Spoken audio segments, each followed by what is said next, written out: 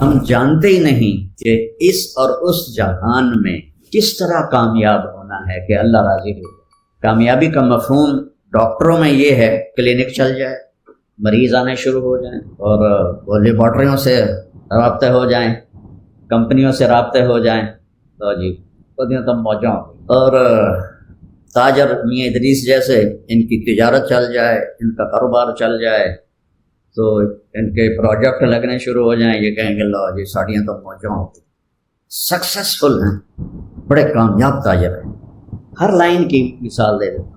ہم ذمہ دار لوگ ہیں وراثتی، ہماری فصلیں اچھی ہونے لگ جائیں، ہمارے پلاٹ اچھے بن جائیں، تو ہم کہتے ہیں جی ہم بڑے کامیاب ذمہ دار۔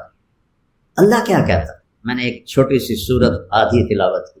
اللہ کیا کہتا ہے؟ جب آپ کسی بات کو مضبوطی سے بیان کرنا چاہیں تو آپ قسم اٹھاتے، قسم شک کو دور کرنے کے لیے ہوتی ہے، اس لیے ہماری عدالتیں بھی قسم اٹھواتی ہیں اور ہمارے پنچایتوں میں بھی قسم اٹھوائی جاتی ہے۔ جس کا اعتبار نہیں ہوتا کہتے ہیں یہ اس کی جگہ فلاں آدمی قسم اٹھائے۔ اللہ کو قسم اٹھانے کی ضرورت ہے؟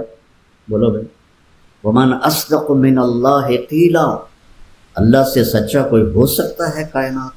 اللہ کیوں قسم اٹھائے؟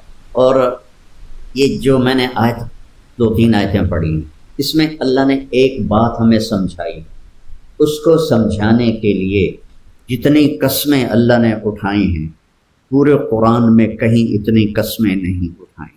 آپ میاں ادریس صاحب کو چیئرمین سمجھتے ہیں اور بہت نیک آدمی ہیں، اللہ سے ڈرنے والے ہیں، یہ آپ کے سامنے یہاں بیٹھ کے شروع ہو جائیں اللہ کی قسم، قرآن کی قسم، نبی کی قسم، رسول کی قسم، کہو گے نہیں میاں صاحب بس کرو، سنو اہمیت بات نیچرل چیز۔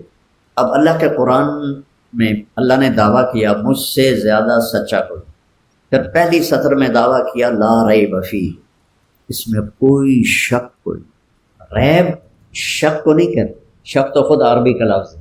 دماغی کھٹکے کے لیے 3 لفظ، ایک شک ہے، ایک مریا ہے، ایک ریب ہے۔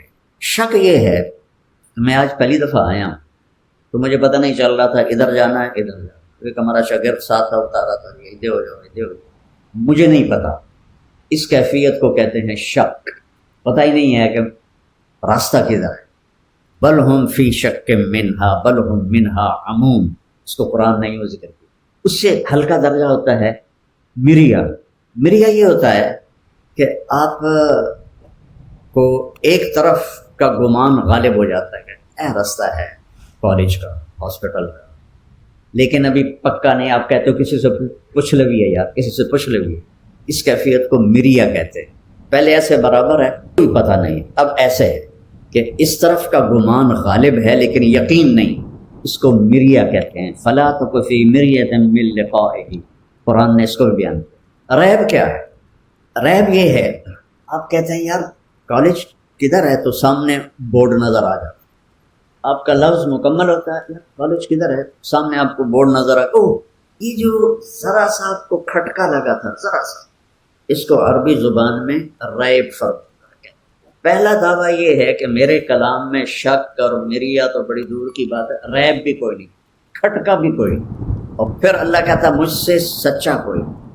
پھر اس کے بعد اللہ کہیں ایک قسم اٹھاتا ہے والعصر، کہیں 2 والضحی واللیل اذا سجى، کہیں 3 واللیل اذا یغشی والنہار اذا تجلی وما خلق الذکر والانثی، کہیں 4 والسماء ذات البروج والیوم الموعود وشاہد ومشہود، کہیں 5 والفجر ولیال عشر والشفع والوتر واللیل اذا یسر۔ جیسے جیسے بات وزنی ہوتی ہے اس پر قسمیں بڑھتی جاتی۔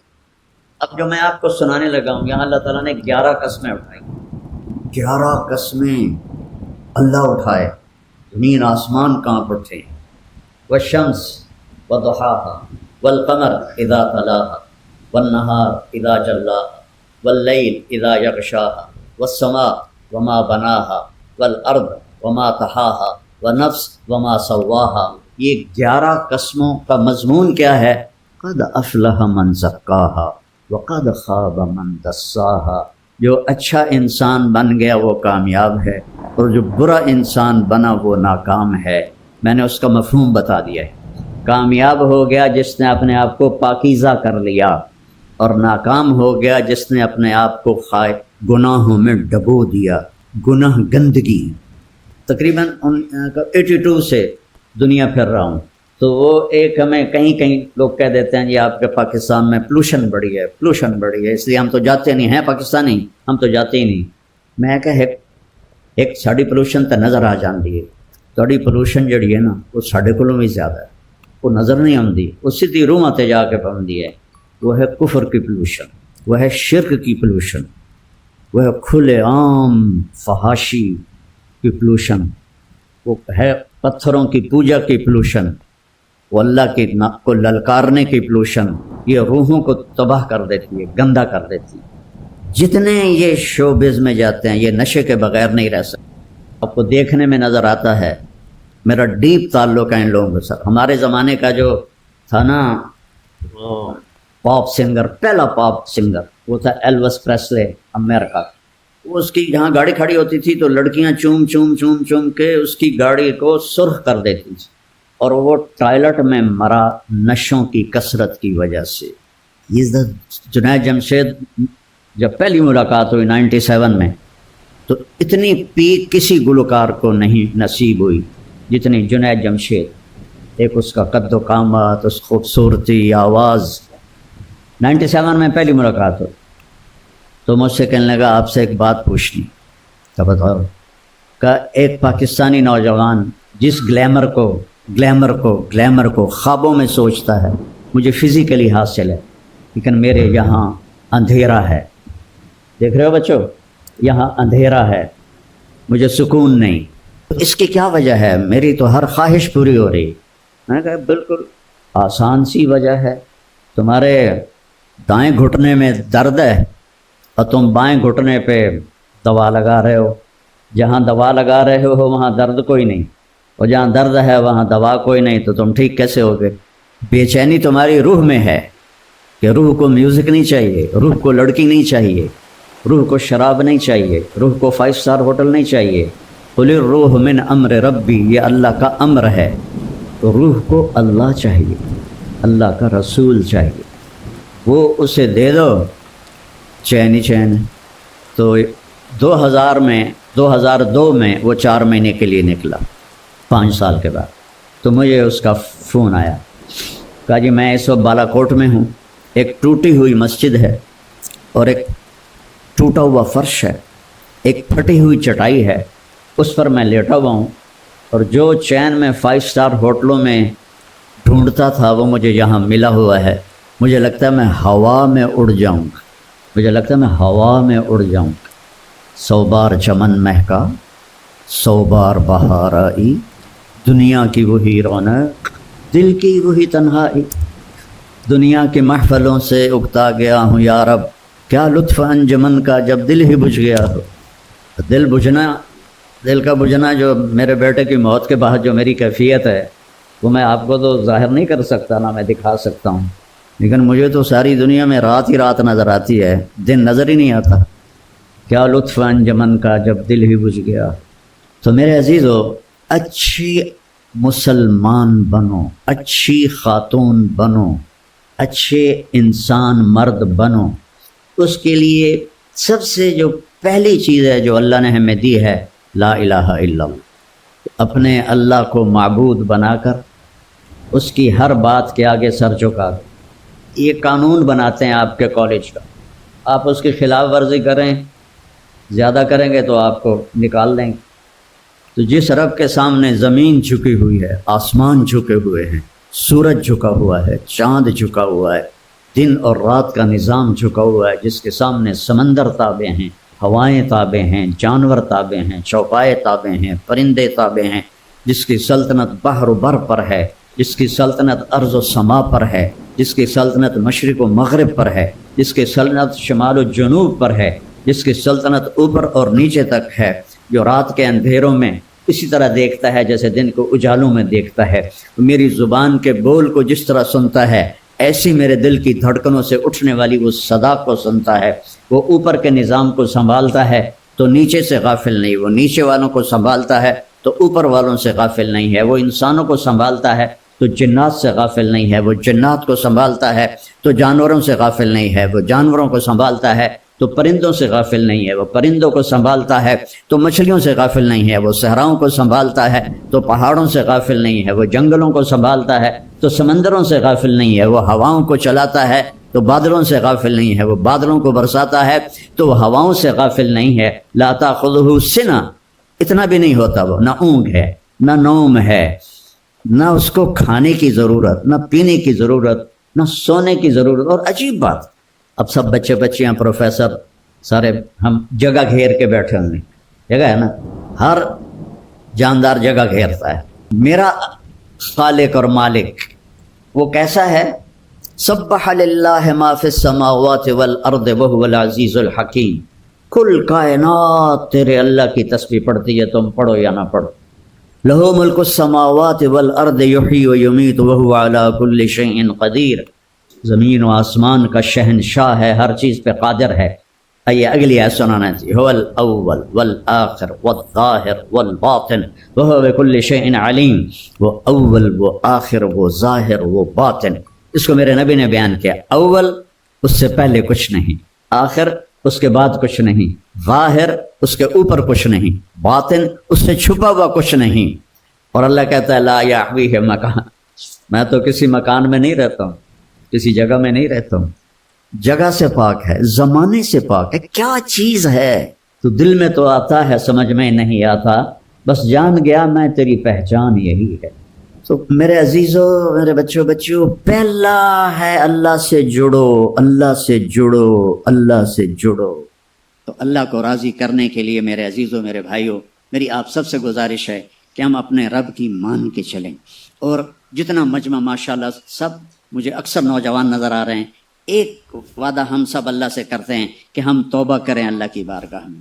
اور توبہ ایسا عمل ہے کہ بعض اوقات نیکی سے اللہ اتنا خوش نہیں ہوتا جتنا اپنے بندے کی توبہ سے خوش ہوتا ہے۔ اور اللہ ایسا، کیا کہوں، کیسے کہوں، یہ واحد بادشاہ ہے جو معاف کرنے پہ خوش ہوتا ہے، اور جتنی دفعہ توبہ ٹوٹ جائے، توبہ کرو گے تو وہ خوش ہوگا۔ ہم اپنے بچوں سے کہتے ہیں آئندہ نہیں کرو گے نا، وعدہ کرو آئندہ نہیں کرو گے، جی مام میں آئندہ نہیں کروں گا، اور میرے رب کی قسم میرا رب کبھی بھی نہیں پوچھتا پھر تو نہیں کرو گے، بلکہ کہتا ہے پھر بھی ہو جائے تو آ جانا میں معاف کر دوں گا، پھر بھی ہو جائے تو آ جانا میں معاف کر دوں گا۔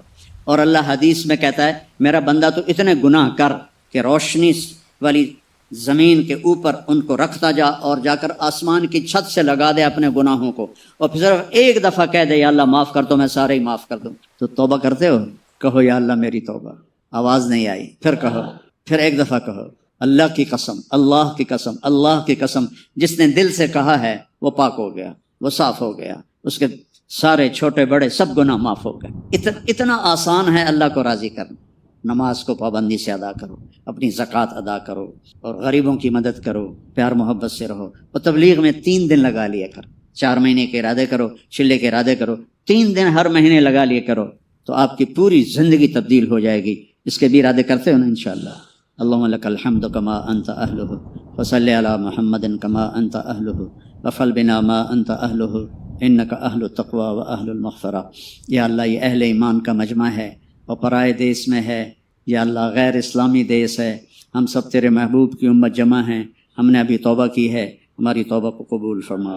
یا اللہ ہمیں معاف فرما۔ ہمارے یہاں چھوٹے بھی بیٹھے ہیں، بڑے بھی بیٹھے ہیں، بوڑھے بھی ہیں، جوان بھی ہیں، یا اللہ سب کی توبہ قبول فرما، اور پوری امت پر آئی ہوئی مصیبتیں ٹال دے، اور امت کے لیے رحم کا دروازہ کھول دے، رحم کا دروازہ کھول دے، رحم کا دروازہ کھول دے۔ پوری امت پوری دنیا میں پریشان حال ہے، تباہ حال ہے۔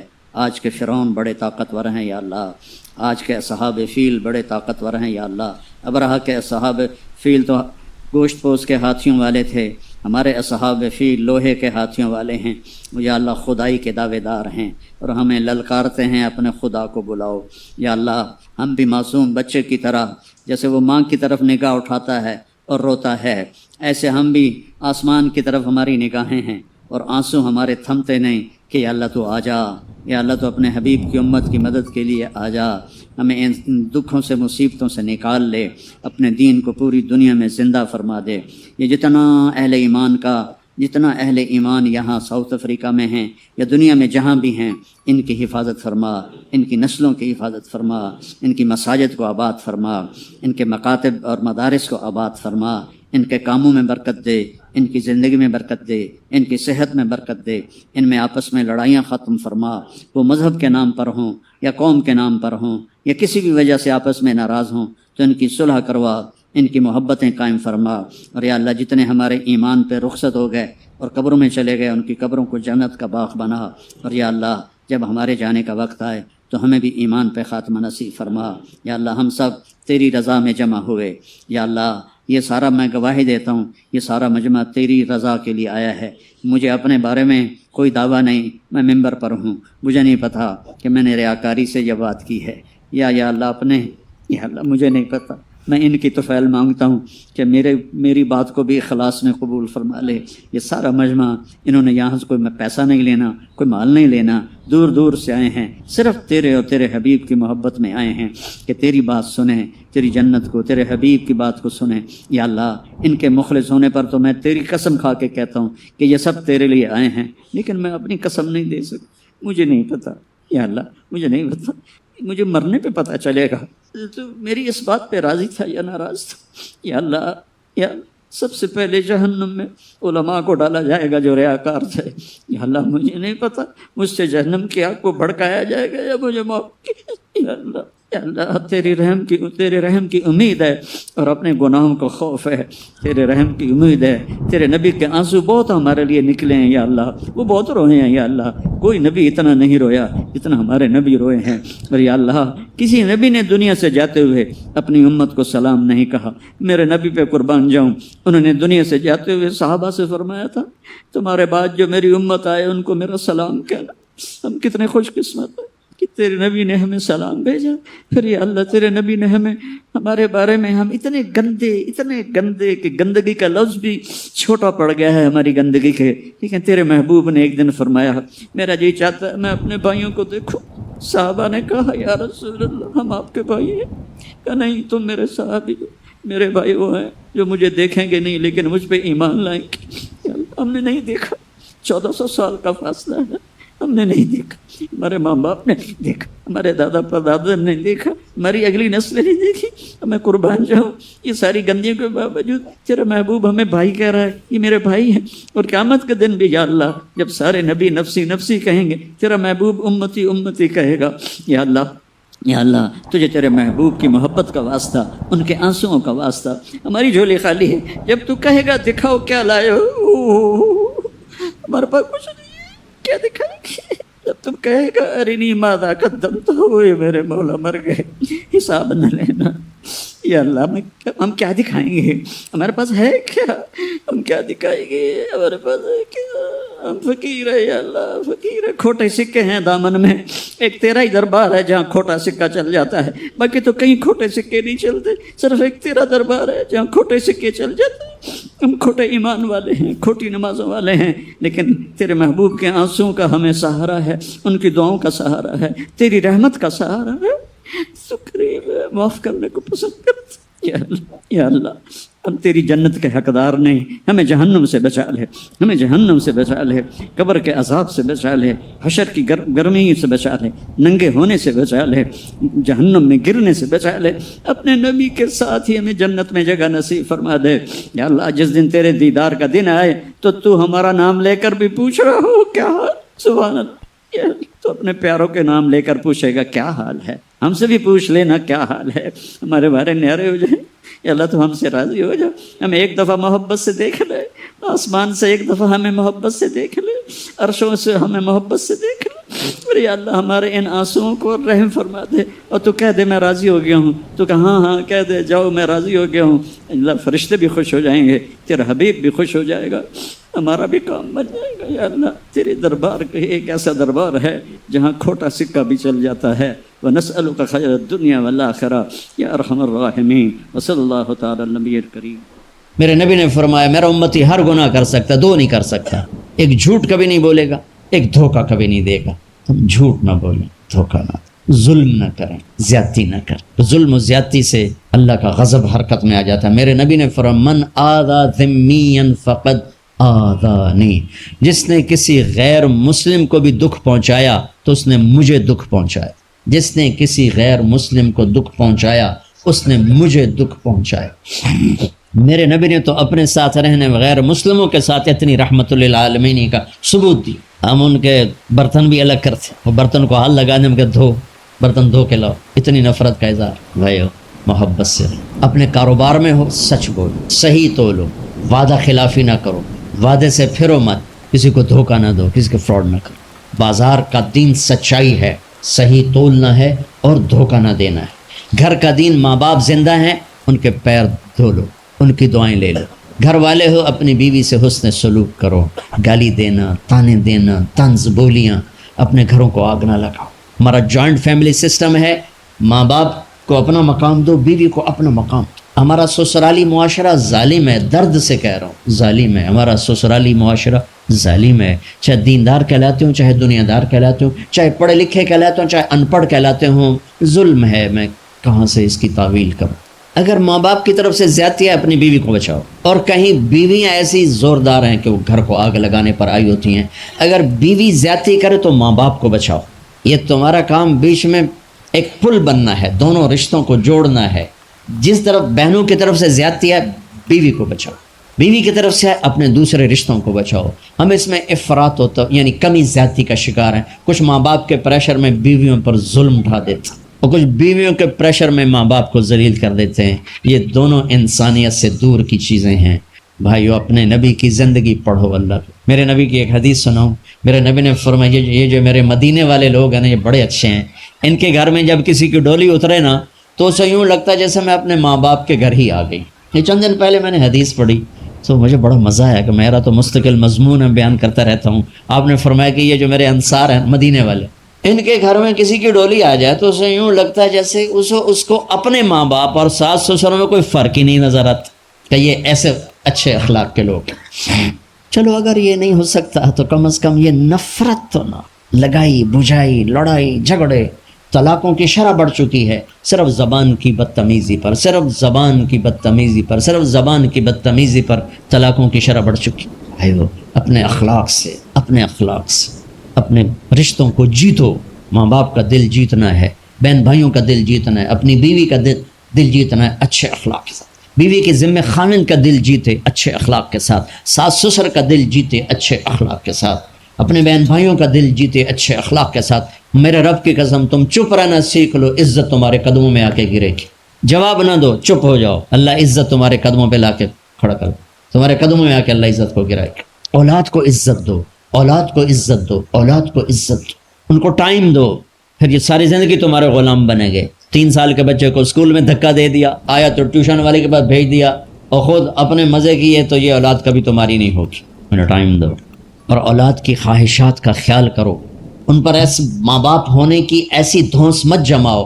آج کل اولاد نافرمان ہے, آدھا قصور ماں باپ کا ہے, آدھا اولاد کا ہے, کہ یہ وہ شفقت اور وہ محبت اور وہ ٹائم نہیں دیتے, اس سے آگے بات خراب ہو جاتی. اور ایک بڑا حساس موضوع ہے, رشتے ناتوں میں اولاد کی رعایت کرو.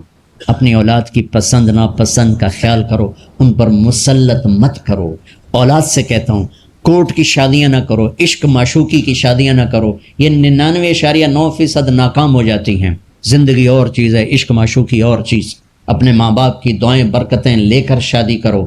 لیکن ماں باپ سے کہتا ہوں, اگر کہیں بچی کہہ دے میں نے نہیں کرنی یہاں, تو اللہ کے واسطے اس کی رعایت کرو. اس کو گائے بھینس نہ بناؤ کہ جس قلعے نال مرضی جا کے بن چھڈو. انسان ہے, جانور نہیں ہے, انسان ہے. زندگی جس نے گزارنی اس کی رعایت کرو, اس کی رعایت کرو. اولاد سے کہتا ہوں, ایسے لو میرج اور گرل فرینڈ بوائے فرینڈ ہمارا کلچر نہیں ہے, یہ ہلاکت اور تباہی کا راستہ. میں قربان جاؤں میرے نبی کہ صاحبزادی جنت کی عورتوں کی سردار کا رشتہ آسمان پہ طے ہو چکا ہے کہ علی کے ساتھ کیا جائے گا. خبر آ چکی, جبریل آ چکے ہیں, یا رسول اللہ فاطمہ علی کے لیے, اور حضرت علی رشتے کا پیغام لے کر آئے ہیں. اور آپ فرما رہے ہیں انشاءاللہ. ہاں نہیں کی, کا انشاءاللہ. ہاں تو ہو چکی ہے, انشاءاللہ. ہاں کیوں نہیں کی, ہاں ہو چکی. آپ کو سبق سکھانے کی, ہمیں شریعت سکھانے کی. گھر تشریف لے گئے, فاطمہ بیٹی علی کا رشتہ آیا ہے, ہاں کر دو. اللہ, جب جبریل آ کے بتا چکے ہیں کہ یہ رشتہ ہو چکا ہے آسمانوں پر, اللہ نے کہہ دیا ہے کہ فاطمہ علی کا کے ہاتھ میں دی جائے گی, پھر یہ کیوں پوچھ رہے ہیں بیٹی علی کا رشتہ آیا ہے, ہاں کر دوں, ہمیں سکھانے کی. کہ کتنی بچیاں سسک کے زندگی گزار دیتی ہیں, ماں پیو زبردستی کر دیتی. کتنے بچے سسک کے زندگی گزار دیتے ہیں کہ ماں باپ زبردستی کر دیتے. بھائیو اللہ کے واسطے شریعت پڑھو، دین پڑھو، نبی کی زندگی پڑھو۔ حضرت فاطمہ رضی اللہ تعالیٰ عنہ کا انکار کرنا تھا کیا خیر؟ آج کل کی شریف بچی بیچاری چپ کر کے کہتی ٹھیک ہے جی میں ماں پیو دی مرضی، تو فاطمہ جیسی ہستی کوئی تصور کر سکتا ہے؟ کہیں گی نہیں، وہاں سے اقرار ہی تھا، لیکن ہمیں پیغام دینا تھا، سکھانا تھا کہ یا رسول اللہ جیسے آپ علی جاؤ لوگوں کو بلاؤ، پھر لوگوں کو بلاؤ، پھر آپ نے نکاح پڑھا ہے، پھر رخصتی ہوئی، بلا کر آپ نے فاطمہ کا ہاتھ پکڑا اور یوں علی کے ہاتھ میں دے کر کہا علی تمہیں نبی کی بیٹی مبارک۔ آپ نے فرمایا فاطمہ مجھے جو سب سے زیادہ محبوب تھا میں نے تیرا ہاتھ اس کے ہاتھ میں دے دیا۔ بھائی اللہ کے واسطے اپنی قومی زندگی سے نکلو، رواجی زندگی سے نکلو، پنجاب کی زندگی، پٹھانوں کی زندگی، بلوچوں کی زندگی، سندھیوں کی زندگی، یہ بت ہیں، ان کو توڑ کے نبوت والی زندگی، نبوت والی زندگی، نبوت والی زندگی وہ اختیار کریں گے، ہماری عورتیں بھی سکھی، ہمارے مرد بھی سکھی، ہماری اولاد بھی سکھی۔ تو سارے بھائی نیت کرتے ہیں نا اس کی انشاءاللہ، اللہ تعالیٰ ان کی بخشش فرمائے۔ تو آپ بھائیوں ایک تو یہاں مرکز ہے اسماعیل، وہاں جایا کرو جمعرات کو، آپ کو فائدہ ہوگا۔ آپ کے پاس مسجد میں جماعت آ جائے ان کے ساتھ بیٹھا کرو، اس سے آپ کو انشاءاللہ فائدہ ہوگا۔ مہینے میں 3 دن جایا کرو، اس سے آپ کو انشاءاللہ راستہ ملے گا۔ اور دعا سے پہلے اگر کسی سے لڑے ہوئے ہو، مستورات میں کوئی کسی سے لڑی ہوئی ہے یا آپ کسی سے لڑے ہوئے ہو، تو کہ میں ہاتھ جوڑتا ہوں، مر جانے والی جگہ پہ کیا لڑائیاں، معاف کر دو، معاف کر دو، معاف کر دو، اللہ پہ چھوڑ دو۔ اپنے نبی کے ایک حدیث سنا کے دعا کرتے ہیں، آپ نے فرمایا مدینے والوں سے، مدینے والوں میرے بعد تمہیں تمہارا حق نہیں ملے گا، کیا کرو گے؟ کہا جی ہم تلوار اٹھائیں گے، حق لیں گے۔ آپ نے فرمایا اگر میں اس سے اچھی چیز بتاؤں کرو گے؟ کہا جی کیا؟ کہا حق کے لیے لڑائی نہ لڑنا، چھوڑ دینا اور حوض کوثر پہ آ جانا، سارے پورے کروا دوں۔ اب یہ وعدہ مدینے والوں کے ساتھ نہیں ہے، یہ وعدہ ہر اس امتی کے ساتھ ہے جو جھگڑے سے بچنے کے لیے حق چھوڑ دے۔ اپنا حق لو، کوشش کرو، لیکن اگر لڑائی کی شکل ہے واپس ہو جاؤ کہ یا رسول اللہ آپ کے حوالے۔ آپ نے مدینے والوں میں ہمیں بھی شامل کیا ہے، جس کا حق مارا جائے اور لڑے نہیں، چھوڑ دے، صبر کر جائے، میرے انتظار کر آنکھیں بند ہونے کا کہ میرا نبی تیرا وکیل ہوگا اور اللہ جج ہوگا، اور ویکھیا فیصلہ کہندا ہوندا ہے۔ پھر تم اپنے حبیب کو اپنا وکیل بنا لو، اب معاف کر دو، عورتیں بھی معاف کر دیں، آپ بھی معاف کر دیں، گلے لگو، امت بنو، محبت سے رہو۔ کیا 4 دن کی زندگی میں نفرتوں کی آگ بھڑکانا، محبت کے پھول بکھیر کے چلے جاؤ، کیا ظلمتیں پھیلانا، اپنے حصے کی شمع جلا کے چلے جاؤ۔